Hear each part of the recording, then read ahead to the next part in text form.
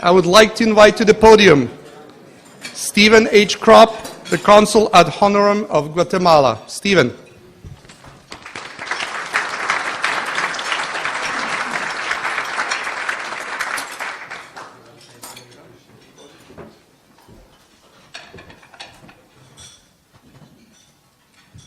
Good afternoon, everybody.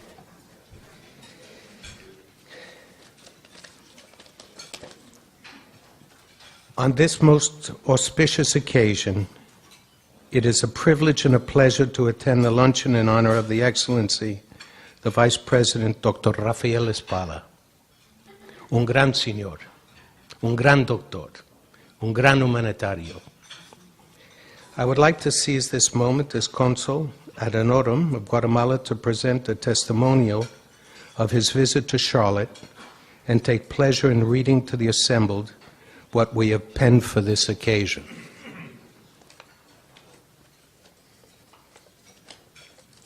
First and foremost, it is a pleasure and a privilege to welcome to Charlotte, North Carolina. With this visit, you are personally memorializing the communications bridge established between Sanger Heart and Vascular Institute and the Guatemalan Heart Institute UNICAR in Guatemala. Furthermore, we would like to recognize your outstanding achievements as the voice of Guatemala during your mandate as Vice President, with your unselfish pursuit of improvising the socio-demographic issues that have affected the lives of Guatemalans, and in so doing, you stand tall as a gentleman and a scholar. Your efforts to promote international trade and tourism have greatly enhanced the opportunities for the citizens of Guatemala, and your open-door policy of government has set you aside from others in the region of Latin America. We salute you and encourage you to continue your efforts as a roving ambassador for your country. In closing, I would like to share with you our continued commitment to represent the Guatemalan community in the Carolinas and offer you any assistance that you deem necessary in pursuit of your ongoing projects. Please come and accept this certificate of your honor. Thank you.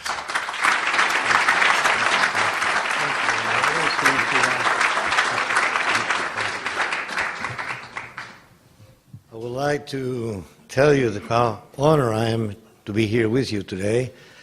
I would like to salute every one of you because you're very important, but it will take a long time. So I know there's a lot of very prominent people in business, in academia, and in the society of this beautiful, beautiful city of Charlotte. So I salute you all and thank you for inviting me to come here. But I really want to take one person, Dr. Robicek. I want to talk about him and thank him personally because for Guatemala, he's been a great connection, a great person that without any interest, I know he knows about Mayan culture and probably he knows more about Mayan culture than 99% of the Guatemalans. But he put that aside, and his heart and his responsibility as a human projected not just to Guatemala, but for different countries, Honduras, Belize, Nicaragua, and he's been an active person in delivering health and being responsible to the people that don't have any money to pay for things and they require health. So I want to salute Dr. Robicek and express my appreciation, my admiration, and my respect. He's a great person, and thank you all for coming today and briefly talk about the situation in Central America and give a little spotlight about Guatemala. I had the honor to be Vice President of Guatemala, and believe me, it was a great honor to serve my country, and everybody asked me, well, why in the hell you became Vice President being a heart surgeon? But it's a good explanation why I decided to go into politics and to enter into high politics. Dr. Robicek said I was here, and indeed I was here right after 1965. I passed by because I was trying to set up my idea of becoming a heart surgeon. I don't know why. People say, why do you want a heart surgeon? I say, I don't know. students. I'm glad the students are here and young people are here at that table, because it's nice to have young people full of ideas and full of hopes for their lives and their country. But I'm telling you, in 1965, I was 16, 17 years old, big mouth, very activist in medical school. And the U.S. government had this great program that was Alliance for Progress, started by President Kennedy. And they invited 5 students of my school to sort of come and see the country. We kept on criticizing and imperialism and the whole thing. And it was the speech at that time to do it, and we were very active, yelling and saying things. So they invited us to come to the States and look at how the government works and how the system in America was.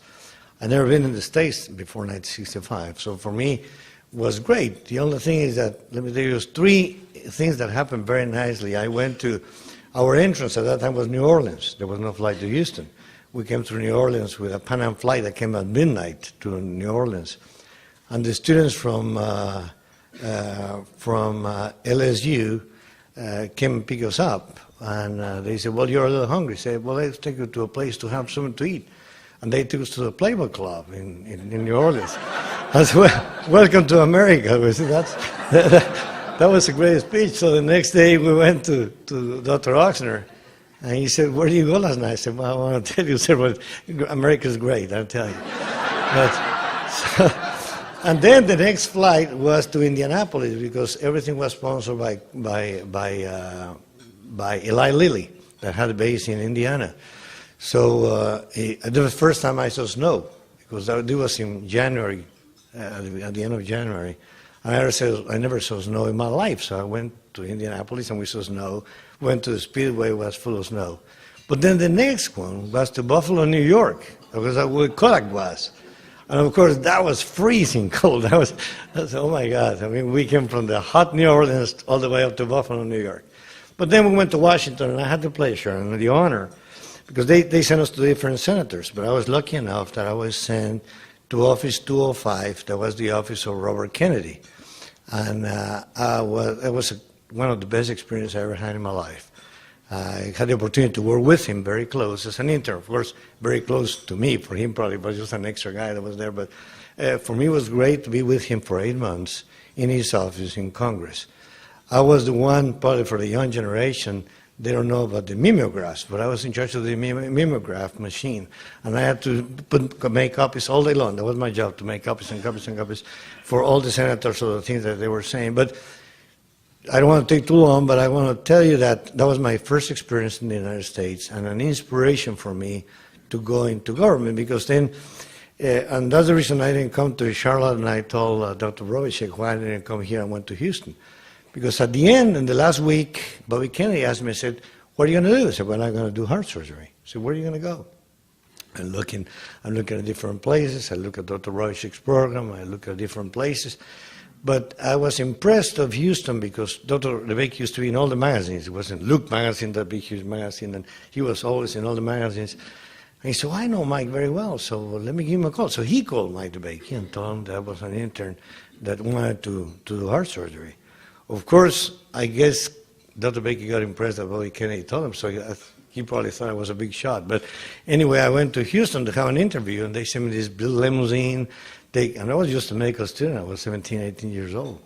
And they took me to the boardroom. It was a big, big boardroom with all the board members. And, well, you're the friend of Bobby Kennedy. I said, yeah, sure. We're big buddies. Of course. So I went in, and that was the story. I ended up in Houston because Dr. Baker got very impressed that I was a friend of Bobby Kennedy. But the word of Bobby Kennedy, that he said, be a heart surgeon, be good in what you do, but at some point in life, give some time to public service. I think it's the most honorable thing that a person should do. No matter what you do, you have the obligation to serve your people and to serve your country. And that stepped on the back of my head. And then I ended up in Houston. I trained there in cardiothoracic surgery. I met Dr. Robichek several times. We invited him. And I went to the Baylor College of Medicine, academia. I became chairman of the cardiothoracic service. We invited Dr. Robichek to a couple of big meetings that we had there. and it was always a pleasure to have him. And I had this special attention on him because I knew he was doing great things for Guatemala, and Guatemala was in my heart. So for me, Guatemala and the United States had a very special place. First of all, also, let me tell you, I am a U.S. citizen. I was that, and I don't want to take too long, but I tell you the story of my citizenship was funny too, because I was in this big dinner, and I was trying to get my green card and all my papers, and you had to make long lines, and they didn't treat you very nice, and so I was very upset, and we went to this dinner where they had all the consuls and ambassadors, and I was with the Guatemalan consul, and I was telling him all the things I was going through, trying to get my green card, and in my side was a gentleman, very distinguished gentleman, and I kept on saying how bad it was, and the ambassador was kicking me to slow down. I kept on talking. And beside me was Leonel Castillo, that was the first chief of immigration services in President Carter's administration. So he said, it's very interesting what you're saying, what happened to you. So why don't you come to my office tomorrow? I said, well, of course, yeah, I went to his office. So I went to his office, and he made me U.S. citizen in about 5 minutes. So it was a very easy thing to do. So I have my U.S. citizenship, and I had the honor to live in Houston for 38 years. I lived more in Houston than in Guatemala, because I left Guatemala when I was about 20, 21 years old. And then I came back. I don't tell you how old I am now, but I came back 5 years ago to Guatemala, so I've been living in Guatemala 26 years, and in Houston 38. So I'm very close to things, and when you mentioned that Vice President Biden was here, when we took office in 2008, the U.S. ambassador told me, said, we have 2 vice presidents now in the United States. Was Dick Cheney here in the States and Espada in Guatemala. So we always have a very close relationship. And of course, you know that Guatemala is very active in communication, business, and friendship with the United States. 45% of our business goes to the United States. We were very close with Central America and Mexico. Those are the 3 regions that we have that we work with. And of course, for the few people that don't know Guatemala, because I know Guatemala is well known here in Charlotte, because we have a lot of great ambassadors and great people. But roughly, Guatemala is the size of Tennessee, and we are the entrance of what I call Mesoamerica, which is my end point of what I want to talk to you about. Because I think that, unfortunately, we in Central America, we work as little countries, Guatemala, San Salvador, Honduras, Nicaragua, Costa Rica, Panama, and in the past, we didn't include the Caribbean. But the whole world looked at us as a region. The whole world, when they talk about the Caribbean and Central America, they talk about the area. And we are the only ones that don't think about the area. And part of our problems that we have in the financial world, the political world, in the social world, is that we don't work together. We are little countries, little kingdoms, and we don't communicate very well. Actually, we fight.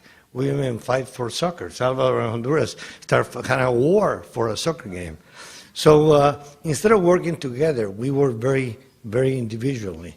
So part of my project right now as former vice president and now back in medicine is the idea of getting Central America together. If we join from Guatemala to Panama, and we include Dominican Republic, we're trying to see if we can include Haiti and Cuba. Together, all that region will be 100 million persons. We are a lot of people in there. We can all work together. We can be in a huge productive area. We have everything. We have water, we have oil, we have agriculture. Whatever you want to have, we have it. And that will be, and it's very close to the United States. So business-wise, security-wise, the whole region, even now we're the pathway for drugs too. I mean, we're also in the drug business because that's where the drugs come from the south to the north. So we have advantages and disadvantages too. But we're in this area that I think could be very productive. Currently, I'm working in the Central American Parliament, and that's part of the things that we want to work is to keep Central America together and to work together, respecting the individuality of each country, but still working as partners mainly in the business world. The business world is the one that really can join us because it's the same to sell something in Guatemala and Salvador together. I was talking here on the table, saying that in little things like the telephone companies, if you go to Guatemala to San Salvador, you have to use roaming, which is very expensive. So nobody uses it, or they buy a cheap phone in San Salvador to make a phone call. So I told the telephone companies, why don't you stop the roaming in the region? And everybody will use it more, and you're going to make more money. Telephone companies now are making a lot of money, and the cheaper they get, the more we use it. Guatemala has almost 50 million inhabitants. We have 21, almost 22 million telephones. So people have 2 or 3 telephones. I used to have 3 or 4 telephones when I was vice president. I just have 2 now, but still, it's a big industry. Airline industry is another thing that we had to. I mean, if you go from Guatemala to San Salvador, it's as expensive to go to Guatemala to Spain, because you have to pay taxes, you have to pay airport, you have to pay a lot of things that don't make any sense. I think they had to convince and get together the economy. In the energy area, we can communicate. We have so much water, we have so much oil, we have so much eolic and gas energy that we can give away a lot of things. A lot of the energy with electric energy is very active. So what I'm trying to say is that the region, represented initially from Guatemala, but the whole region is a potential big area for business and productivity in our country, in our region. So let me sort of tell you what the situation is in Guatemala. And like I told you, I was a surgeon, I was in Houston, and I decided to retire to Guatemala, partly because my daughter was, at that time, 7 years old. So I said, either we stay in the States and she goes to school in Houston, or we go to Guatemala and she goes to school in Guatemala. So I said, okay, I retired to Guatemala. But I retired, and instead of retiring, they made me vice president. So it was a nice retirement. But we had to sort of check things and see what Guatemala was all about.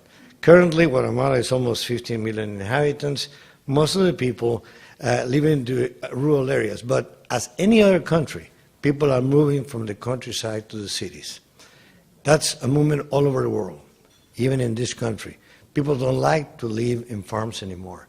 They love the cities, they like to work in cities, and we have a huge abandonment and evacuation of people in the countryside. It's not attractive for young people anymore. Although I think that with new technologies and with new communications, I think we're going to make it again. I think that we're going to realize that the cities need to spread, and we need to work all together. And also, in mind, when I went to Guatemala, I used to tell them, said, for me, going back to Guatemala, instead of just seeing Guatemala, which is a thing that we always try to do, is see the whole world. For me, being in Houston, close to NASA, said, I try to be like an astronaut. Goes on the ship, and from the top, look at planet Earth. And that's my view. Look at the whole planet. What's going on? We're very few people. I mean, although we're growing a lot. The United Nations reported in October last year, in this planet we have 7 billion people living and progressively growing. And the growth of people is tremendously high. We're communicating more, we're growing a lot. Just to give you a hard data, in 1840, we had the first billion in Earth. It was in 1840. At the beginning of the 20th century, we hit 3 billion. Then in the middle of the 20th century, we have 4 billion. And now, in the 21st century, we have 7 billion inhabitants. So we calculated that by the year 2025, we're going to hit much more. So we have to sort of think of what happened to these people, how we're going to work for everybody. Because to me, we're one race, it's human race, and one country that is planet Earth. And we have to be careful of how we do our things. We have to think about the whole world as a whole. We have responsibility of the whole world. No matter where they are, we have to think about everybody. And whatever we do had to benefit most of the people. We cannot please everybody. I learned that in government too. As soon as we took office, Bobby Kennedy told me, as soon as you take office, 20% of people will be against you. And as soon as the time goes by, start growing and growing and growing. Also, dictators, at the end, nobody likes them because it's so long that they go through that they don't like them. And we've seen it, all the dictators, at the end, nobody likes them. So progressively, every day that goes by, people don't like you. No matter what you do, they don't like you. But Guatemala had the privilege, but also sometimes the disadvantage, of having the great Mayan culture. And Dr. Rovicek knows about that aspect a lot. Just briefly tell you that the Mayan culture was the only civilization that when civilization started in this side of the earth. All the other civilizations were in the other side. Why did it happen? I don't know. But on the other side, there were the Egyptians, the Babylonians, the Chinese, the Indians. But in this side of the continent, or this side of the world, the only culture that was at the same time growing was the Mayan culture. And it was amazing how ahead they were of the other civilizations in the other side of the world. I was telling Dr. Rovicek that I was going to take him to the new area where they had the Mayan temples. We located in the northeast part of Petén, a place called the Mirador. We found 22 temples. 2 of them are higher than the pyramids in Egypt. And they had a huge, like a highway. It's a 12-mile-long highway, 75 meters wide, and 10 feet deep in depth. I don't know why they have them. They say probably have extraterrestrial people that landing in there. We don't know. But I asked the archaeologists, why did they build that thing? Because they said they had too much money. They were too rich. So they were trying to use money to keep the slaves going. Actually, we have a pyramid over another pyramid. They built a pyramid on the other one. Didn't make any sense. And what happened is what we're doing right now. We didn't have any rocks, cement, or water close. So they used a lot of fire. They used to carry water. So we built this huge, huge country, this huge city like New York. But we destroyed all the trees, and they destroyed all the environment. And what happened is that probably, and Dr. Rovicek will correct me if I'm wrong, but the archaeologists think that what happened is that the Mayans consumed all the trees, they burned all the jungle, they burned everything, and at the end they have nothing. They have any water, they had any supply, they had to go. And they had to leave, and they abandoned this big city. So, but Guatemala has the great honor to be the center of the Mayan culture. But of course, when the Spaniards came in, they were pretty smart because they didn't destroy the Mayans. They kept them there, but they kept them under control. So they utilized them. And unfortunately, they started a big problem that we had, which is the inequity of the society, because they started using the Mayan people, but they took the top of the society, and they actually occupied all the financial systems. So the poor people didn't have any, or the people that were originally there didn't have any chance to get into the system. Just to give you now the economical indicators, probably you've checked it with, but our GDP per capita is about $5,000 a year, and the real GDP, the growth actually for Latin America wasn't that bad. Guatemala was the only country in Central America that didn't go negative during the big financial crisis in the year 2000 and 2006 and 7. Guatemala was the only one that stayed in the positive side. All the other countries, including the United States, went down in negative. But Guatemala stayed very positive. At the lowest we went down was 1.5. But we were from 6 we went to 1.5, now at 3.8, and we're in our way up. We predicted that this year we're going to be 4.2. And my hope in the program I left was to go to 8% in 5 years. But at that time, we had to increase taxes, and they didn't like my idea. When I said, you want to go to 8%, you had to pay 18%. They didn't like it.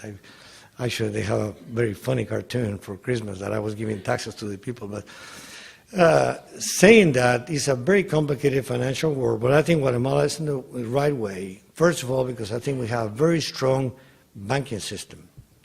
Of course, we had to watch very close the next thing that I was going to talk to you about, because we have 13 banks in Guatemala. The central bank is the only government bank. The other 12 are private banks, and I tell you, every year they make more and more and more money, because they are really working very close with Central America. And our division of what we use the money, the financial structure, is mainly on services, which is becoming very popular. I think this city has a lot of services now, and that reason is getting so strong. Industry and commerce around 30%. Agriculture is 14% only, being an agriculture area. And that's because agriculture doesn't produce as much money as services and energy, which is the one that we have now. Unfortunately, most of our people don't have the opportunity to develop more, and that's a big challenge for, when I became vice president, I remember I told the president after the inauguration, and you had all the paraphernalia the first day, I said, President, okay, Mr. President, let's start working. What are you going to do? I said, well, we have a tough job to go through, and it's a big responsibility. That was the toughest moment for me when I walked out of the big celebration. I went to my office and start getting to work, start moving the machine, because I couldn't. I was in the opposition before. I was criticizing every day the president. Now it's my position. I had to work. So that's the reality I had to go through. Unfortunately, I have a lot of poor people. One tragic number we have in Guatemala is hunger. 50% of the kids under 5 are malnourished, and it's a really tragic number. But it's not because there's no food for them. It's the system doesn't allow a sustained system to have a good, powerful equipment to give constant food and development to people. And not just food, but also dignity, home, the right for education, the right for health. It's a complex thing. It's not just to feed the kids. Is to give them a house, to give them a family, to give them education. The whole is a whole work. And people think that the government should do it. That's an enormous mistake that in society we have. But it's the government's fault. If it rains, it's the president's fault. If it doesn't rain, it's the president's fault. But we just have to work all together and take responsibility. Every single person in every country is responsible of the whole world. In our system, and this is a good data that usually the American people understand very well, is how much we spend in military and how much we spend in health. That's a good indicator of where the country looks at, and that's a big mistake and a big problem. This is after the peace treaty. We're not at war anymore. Our problem right now is the drugs, but we're not active at war. But still, 4% goes to health and 11% goes to military. And this is just to keep under certain control the whole society, the whole region. 80% of the health services are in the cities, and I like this picture because these two guys, the fat one was a member of the army, and the little one is a peasant from the countryside. They were exactly the same. They had the same race, probably the same family, but the difference is where they grew up with and where they go through. One is totally overweight and the other one totally underweight. So you have the two extremes of what happened when you have a society that doesn't have a proper distribution of health. But in health, we have one element that Dr. Robichek has been very active with, which is the cardiovascular unit. The cardiovascular unit, this building was developed in 1994. But the idea started in the 70s and 80s, where Dr. Robichek started working with Dr. Cruz, that is the director of the center right now. He was a Dallas-trained surgeon. Then he came here to do heart surgery, and they've done a great job. And it's been through government. But it's a very good model, because this hospital is a government-supported hospital. In our budget, they have a budget to function with. But also, the Social Security Service, which was a little different than the U.S. Social Security, is an insurance that the workers paid for. They can come here, and they pay us for services. And also, private people can come here, and we charge them. Of course, we charge them less than Houston, of course. But we charge them. So in total, we have a really nice working relationship, because this is a center where rich people can come, poor people can come. They have the same operating rooms, the same ICUs, the same cardiac cath labs, and it's for everybody. And actually, a lot of rich people that used to come to Houston, they said, well, I better go to Guatemala because I don't charge them in Guatemala, and I used to charge them in Houston. So it was better for them to be operating in Guatemala.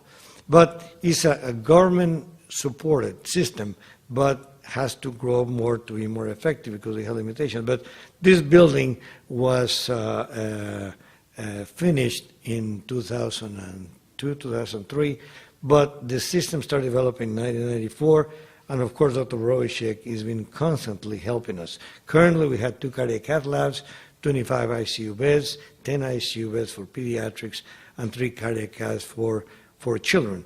We do a lot of children. We were lucky enough to have Dr. Aldo Castaneda with us. He's a Guatemalan, but used to work at Boston Children. He was the chief of surgery, heart surgery in Boston. And he also retired to Guatemala. He didn't go into politics, but I did. And this is downtown Guatemala. This is our national palace that was built up by the last dictator that we had.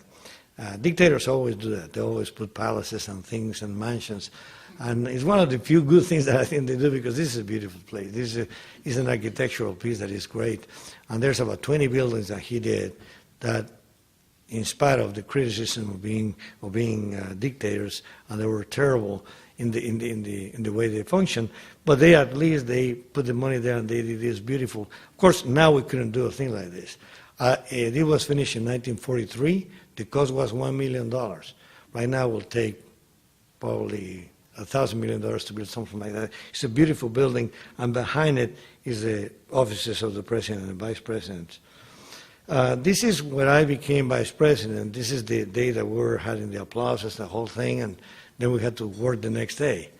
And of course, 4 years later, you're not that applauded anymore, but that's part of being a politician. This is when we finish in there. I've got this picture because Rigoberta Menchú is here.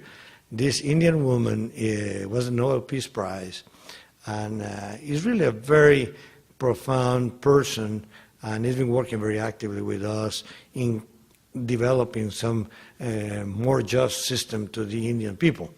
Of course, she made one mistake, is that she decided to become president of Guatemala.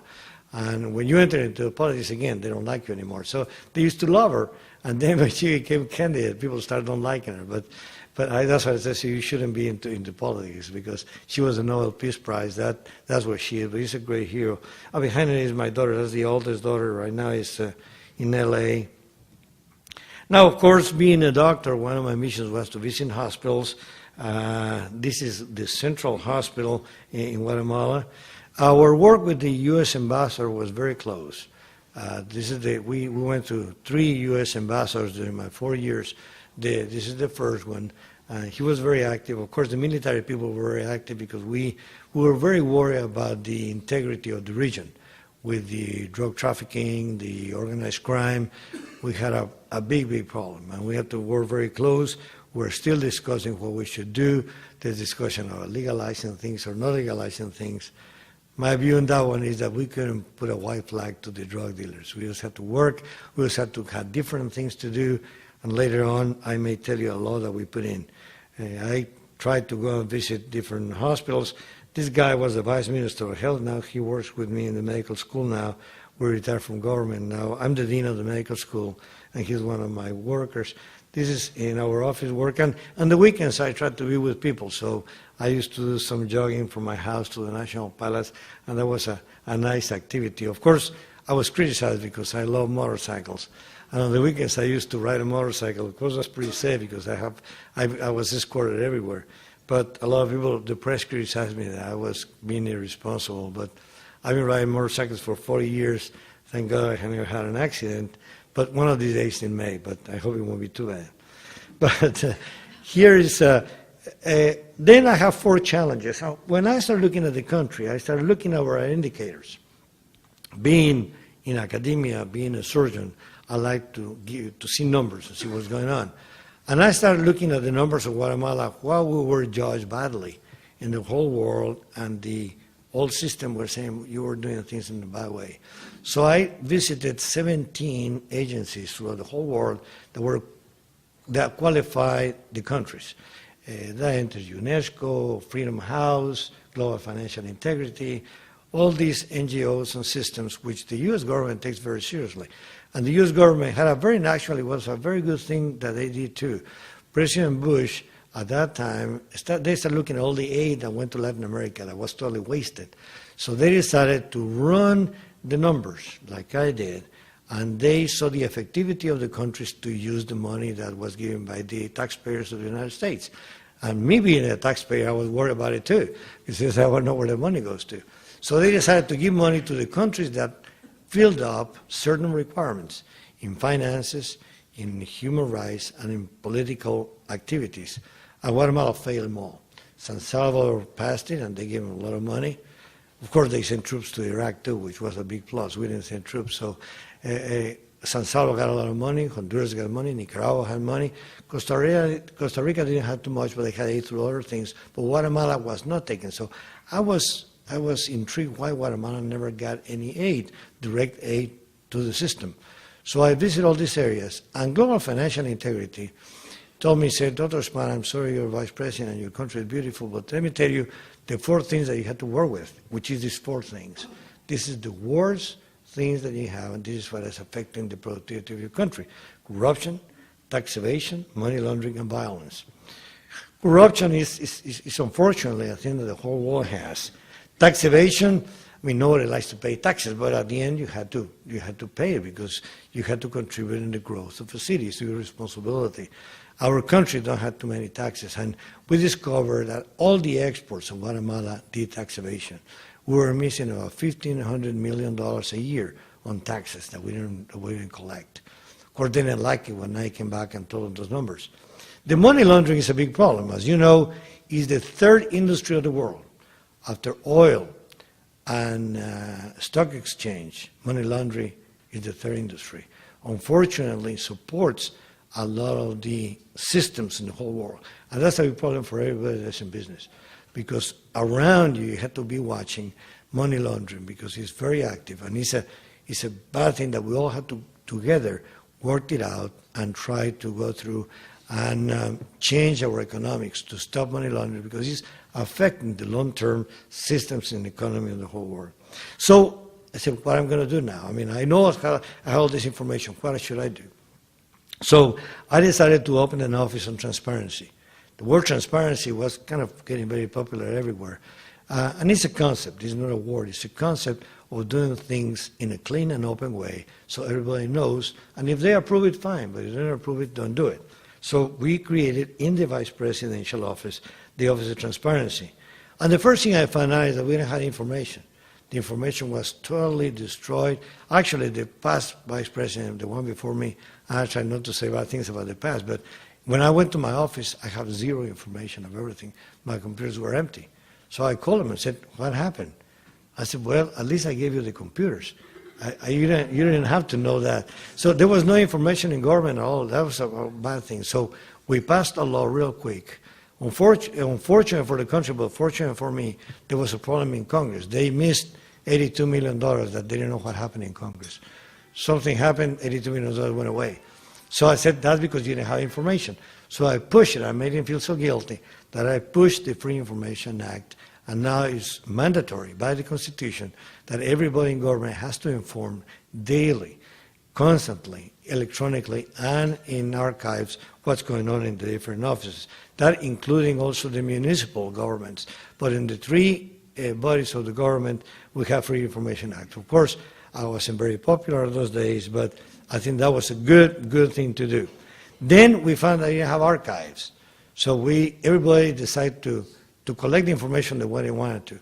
So this lady senator that was here was very active, and she helped me in passing the bill real fast on the National Archives law that standardizes all the archives and gives you a limit of 30 days to have everything standardized. Then, of course, we had drug trafficking and drug addiction. That was a big problem for us. At the beginning, we were not users of drugs. We were just a pathway. But now our young people are exposed. Drug dealers deal now not with money, but also with drugs. So our young people are getting more and more exposed to drugs, and it's a huge problem that the one you have here in this country.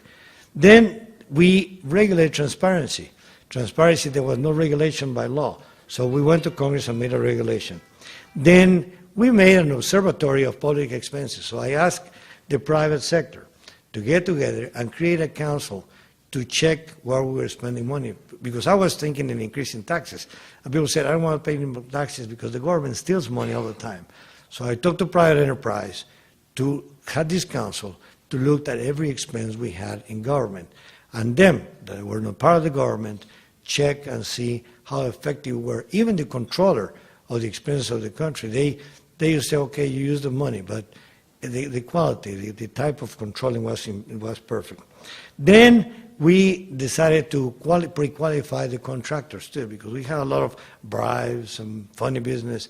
So we decided to ask the private sector to give us a list of the companies that they thought that were clean and that were good.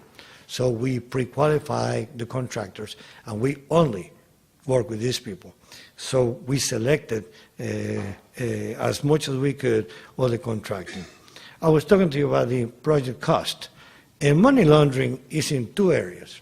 One is in construction, the other one is in banking. Could be some other ones, but the stronger money laundering goes through construction and banking. If we went to Transparency International, and they gave us this project cost. And what we do is international. We looked at the quality of construction, the quality of contracts, the basis of the contracts, because that's where corruption goes. Just do the basis and the information, the leaks of information in government. So with the project cost, we work very well. Then in the extractive industries, when we join EITI, this is a little tougher to get into. We are now candidates to enter into, in Latin America, there are just two countries that are a member. One is Uruguay and Peru. Guatemala will be the third one. Even I was talking to the president of Mexico to see they should, having such an active industry in all these areas, they should be a member. So we're working, trying to get all these associated and working with these international kind of advisor or controllers in the extracting industry. Money laundering, I thought that is a big problem, and we are doing different, I'll tell you what I did or tried to do with money laundering. Then we have a lot of contraband. In our areas, it was another thing that we see a lot. And I noticed, I used to use penny loafers from Johnson Murphy. I don't want to say brands, but I used to have Johnson Murphy shoes. And I went to Guatemala, and in Houston, I used to pay $150, $120 for those shoes. But in Houston, I found them for $20, $25. The same thing with the same box. There's something wrong here. And it was just stolen from the factory and being sold in Central America. So we had to look into that one because it was very open, and unfortunately we had this. We have citizen actor integration, Transparency International work with us very, very close, and the Convention of the OES on against corruption, which is Mexico is very active in OES, and they are international means that you can control. Then in Congress, we created a group. It's a board of security and justice that qualified all these activities. Then we created a law on corruption and illicit enrichment. I mean, I knew about people, I know people in this small country. You know somebody, you know if they have money or not. Somebody changed jobs and suddenly they had this beautiful Mercedes-Benz, they changed homes real quick, then they traveled, they have a home in Miami, and people, and I know their salaries didn't make any sense. So we started looking. Unfortunately, we have bank secrecy in Guatemala, and that was a big problem for us because I couldn't get legally into the accounts of people. So I had this law of banking information and fight financial crime because there was a lot of financial crime, a lot of associations that were secret associations that difficult the problem. But then Raymond Baker, that is the director of Global Financial Integrity, has been very active in this country. Actually, he's been fighting a lot with the illicit flow. He closed about 3 or 4 banks here in the United States. He closed some banks. He took the bank secrecy in Switzerland. He worked in Africa in a lot of banks. So he had a lot of experience. So he worked very close with me, and we did this law, which actually there's a kind of way to do it here in the States, but it's more complicated here in the States. But Colombia has it now. Mexico has it pretty well. And we copied the Colombian Act. But what this law does is if I suspect somebody is suspicious to be ligated to crime or to any financial illicit stolen funds, I had the right to go. And it was a very hard thing to sell with the attorneys because under the law, everybody's innocent until proven otherwise. This, I tell you the way I did it, we put that this thing is bad until they prove otherwise. I don't accuse the person. But if I find a building that I suspect is not illegal or had no legal owners, I did a building, I called the owner, I said, I give you 30 days to show me your papers that the building is yours. If you don't show me in 30 days that this building is yours, the government will take it. And it's not yours anymore. And then you can fight in courts and do whatever, but in the meantime, this is ours. We sell it, and that money goes back to the Minister of Defense, Minister of Interior, Supreme Court, for all the system, and the Attorney General. So being our budget so low, this law is working very, very well. Colombia had it. At the beginning, it was very difficult for Colombia because that office became very corrupt too.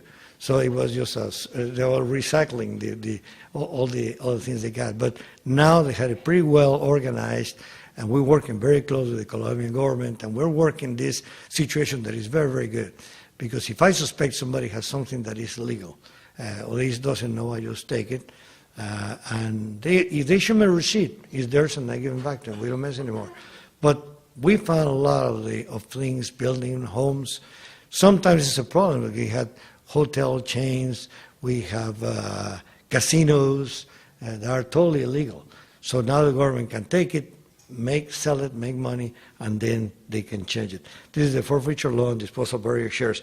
In the state, there's a variation, but the only person that can do that is the president of the country. So the president will be very hard and be very busy taking away things that don't belong, for sure don't get reelected. So then this was a very good thing for government. Was the PEP project, was politically exposed persons. So everybody that was in government, I was able to check their accounts. All the ministers, vice ministers, I check daily their accounts. If they have a peak of income, immediately we investigated them. We investigated the minister, his wife, children, and parents, all the immediate members of the family. That worked pretty well. Of course, they could put it on somebody else, like girlfriends or somebody else's name, and that was a problem because we couldn't get the names. But at least the family we had under control. That was a pretty good law for us. I wasn't very popular. Of course, you can see here we're in the cabinet. When I was telling the ministers, they didn't look very happy when I tell them I was checking their accounts every day. So that was a very famous picture that circulated all over the papers. Everybody very scared when I was telling them about the law.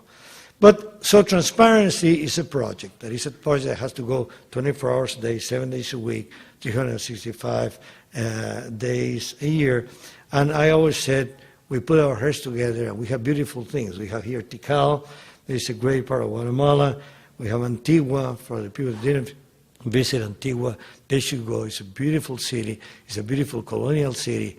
Because that's what we find out. We have beautiful people. Guatemala has beautiful people. We have to work for them. We have to do things for the people of Guatemala, Central America, this continent, and the whole world. We really had to fight for everybody. This is one of the old buildings from the colonial type. This is Guatemala City, which is growing a lot. And that's also, we have a lot of buildings. I'm checking out the buildings, who owns the buildings.